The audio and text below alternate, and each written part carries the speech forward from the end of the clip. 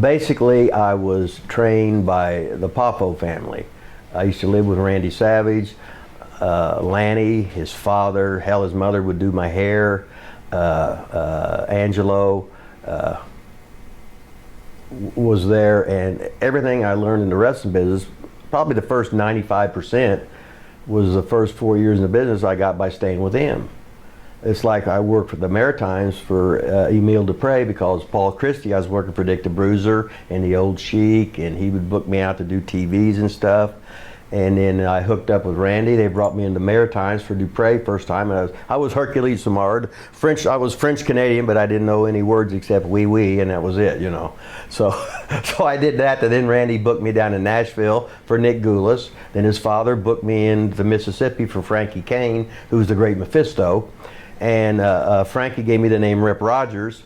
Before then, I was my real name, Mark Shire. Then I was Hercules Samard. Then I was My Great Idea, the disco kid. It got over like a lead balloon. And then I became Rip Rogers because that was Eddie Graham's wrestling name in Texas in 1955.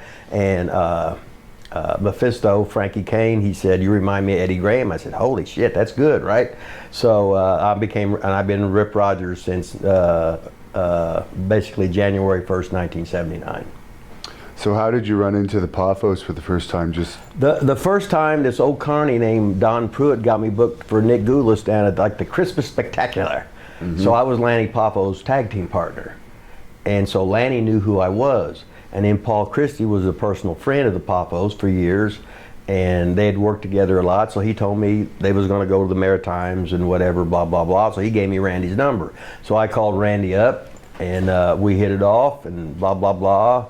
And then over the next 4 years, he was like my best friend, my mentor. I learned editing, booking, dubbing, and all that stuff just by hanging around. But what was it like living with him? Well, let's just say, there was a lot of holes in the wall, and he taught me how to answer the phone. This was before they had caller ID and stuff. So when anybody would call, he'd go, "Hello!" Right away, whoever's talking, he's got them backpedaling right away. So, oh, that's pretty cool.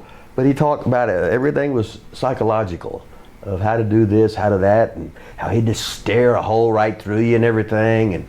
But God, we was with Nick, and we'd go out and we'd have no money in our pockets on purpose, but I didn't have any. And we would go to the steakhouse and eat the scraps off and spend no money. It was just awesome.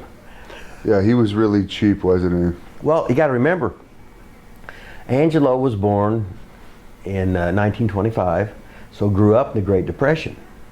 They had no running water. They had no electricity. He was an only child, and basically they spoke Italian, right?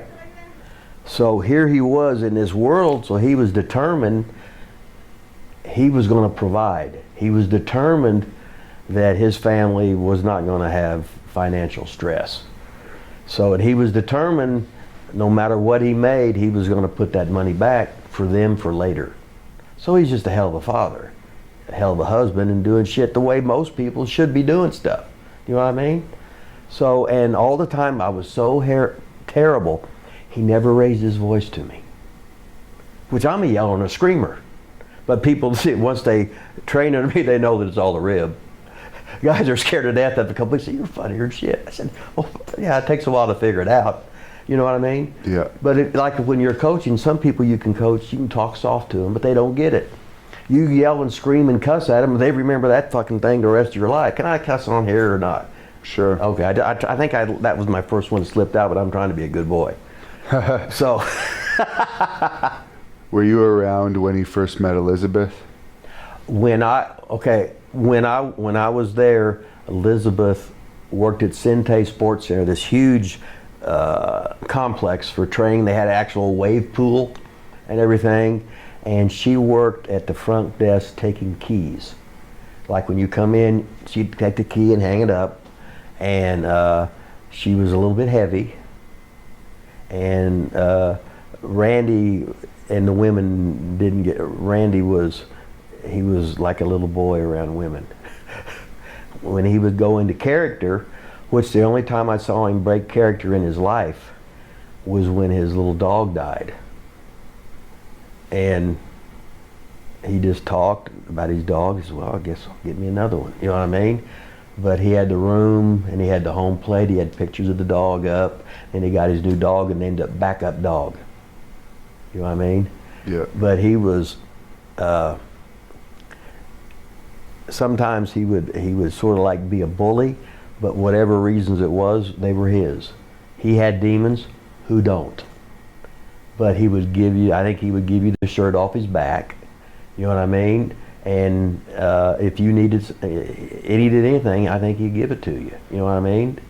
And a lot of my language I learned from him and Ole Anderson doing the finishes. Every other word was the bad word, you know, and I just thought it was normal. And so I looked at him as like my big brother. So anything he did, I emulated. You know what I mean? And I was like little Junior. Randy Savage Jr., whatever, not as good, by no means. That's like years ago, I was going to be the first guy in WWE, WWF with the valet gimmick.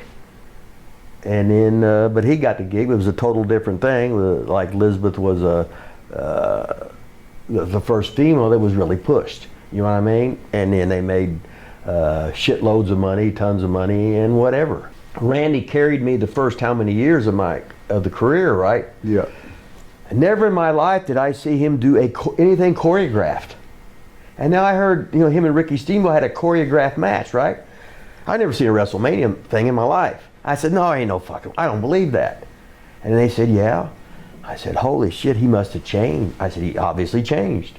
But I was taught, call it in the ring, and that was it. It just night and day, but I would not believe he had a choreographed match. I would not. Because I had all the matches with him, and he's carrying me 40 minutes if need be when I'm horrible. Right. And everything was called in the ring. Did you stay friends with Randy till the end, or? Well, Randy wanted me in the company, so I came in. Then he wanted me out of the company. Randy was a competitor. I think his dad would dig him when I'd beat him in bodybuilding contests. He'd get on the gas. I wouldn't. Do you see him in that Batman movie, how big he was? And when he died from heart issues. His mother was 90, at least 90 when she passed. Angelo was late 80s, I'm thinking. Epitome of health. So, you know, Randy had always had a size issue. So he was on the gas at least 30 years, you know what I mean? Which had to destroy his insides up. And you know, when you do it that long, you're going to pay the piper. You wish you didn't earlier, but this or that. And then all of a sudden he just started not, the thing was really, and you can hear it right here on Hannibal's TV, I was married to Brenda. He liked her. We lived together. He wanted her, she said, no, he's crazy. We moved in together and we got married, you know what I mean? So then there was tension. I never had any tension before. I was too naive, too green to see it. Thank you for watching the Hannibal TV. Please like this video if you enjoyed it and click the subscribe button to not miss any of our latest shoot interviews, match videos, or news updates. Support us on patreon.com for $1.99 a month to watch our full shoot interviews ad-free and help our channel grow. Follow us on Twitter at the Hannibal TV for instant updates.